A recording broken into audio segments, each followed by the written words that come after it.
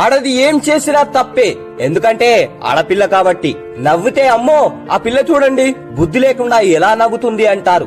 ఏడిస్తే దరిద్రం ఏడవకూడదు అంటారు. నలుగురిలో కలిసిపోతే సిగ్గు ఎగ్గు లేకుండా చూడండి ఎలా ఉందో నలుగురితో అంటారు.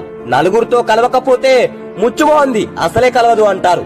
బయటకు వెళ్లి అన్ని పనులు చక్కబెట్టుకుంటే అమ్మో అసాధ్యురాలు అంటారు. బయటకు వెళ్లకుండా ఇంట్లోనే ఉంటే చేతకానిది అసమర్థురాలు అంటారు. ఉద్యోగం చేస్తే మొగరాయుడు అంటారు. ఇంట్లో ఖాళీగా ఉంటే సోమరి అంటారు. లక్షణంగా తయారైతే సోకులాడి అంటారు. చింపిరిగా ఉంటే మోటు మనిషి మొరటు మనిషి అంటారు. భర్తను ప్రపంచంగా భావిస్తే రెండో పని లేదు మొగుడే ప్రపంచం అంటారు.